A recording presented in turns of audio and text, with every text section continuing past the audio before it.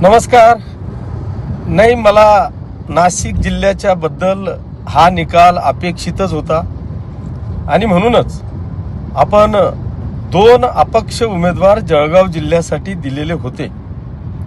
परंतु शिवसेनेचे मुख्य नेते तथा या राज्याचे उपमुख्यमंत्री आदरणीय एकनाथजी बोलून घेतलं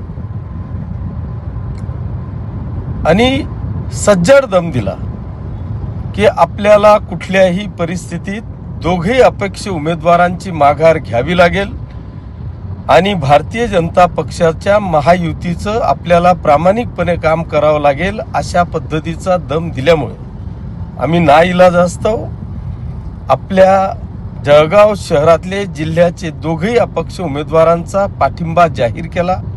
नुसताच जाहीर केला नाही तर 100% शिवसेनेच्या सगळ्याच आमदारांनी किंवा आमच्या नगरसेवकांनी प्रामाणिकपणे नुसतं एकच काम केलं नाही तर सेकंड वोटिंग सुद्धा, सेकंड प्रेफरन्स सुद्धा शिवसेनेच्या अपक्ष उमेदवाराला दिला नाही.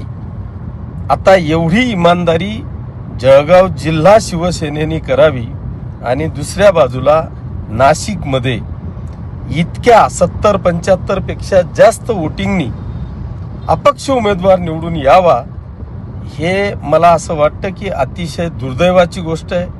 हा निश्चितपणे एक मोठा धक्का आहे असं म्हटलं तर वावगं ठरणार नाही. आणि म्हणून आता निश्चितपणे आमचे मुख्य नेते एकनाथ शिंदे साहेब या बाबतीत नक्कीच विचार करतील अशी एक अपेक्षा आहे. धन्यवाद.